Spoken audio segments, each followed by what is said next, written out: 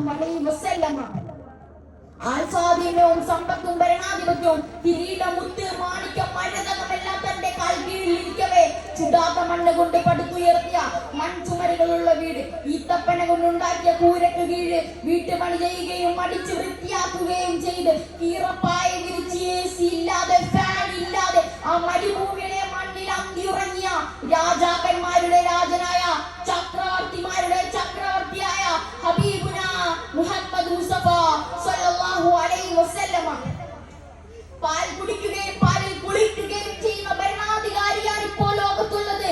എന്നാൽ നാലുകാലിയെ തീറ്റിച്ച് അതിൽ നിന്ന് പാൽ കറന്ന് അങ്ങാടിയിൽ പോയി സാധനം വാങ്ങിച്ച് സ്വന്തം കൈകൊണ്ട് തൂക്കിപ്പിടിച്ച് വീട്ടിലേക്ക് കൊണ്ടുവരികയും അയൽവാസികളെയും വീട്ടുകാരെയും സഹായിക്കുകയും സ്വന്തം വസ്ത്രം തുന്നുകയും ചെരുപ്പ് കുത്തുകയും ചെയ്ത ഒരു ഭരണാധികാരി ലോകത്ത് ജീവിച്ചിരുന്നുവെങ്കിൽ അത് ഹബീബുന മുഹമ്മദ് മുസ്തഫ സല്ലല്ലാഹു അലൈഹി വസല്ലം തങ്ങൾ മാത്രമാണ്.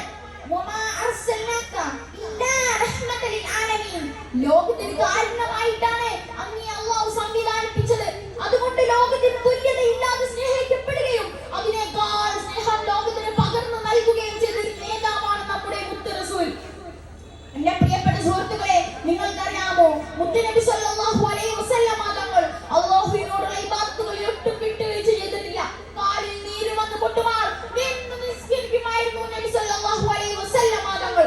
ഇതിനെപ്പറ്റി ആയിഷ റളിയല്ലാഹു അൻഹ ചോദിക്കുന്നു, പാപമോചിതനായ തങ്ങൾ എന്തിനാണ് ഇങ്ങനെ വിഷമിക്കുന്നത് എന്ന ചോദ്യത്തിന് അഫലാ അകൂന അബദൻ ശകൂറ, ഞാനൊരു നന്ദിയുള്ള അടിമയാകേണ്ടതില്ലയോ ആയിഷ എന്നായിരുന്നു മുത്തുനബിയുടെ മറുപടി.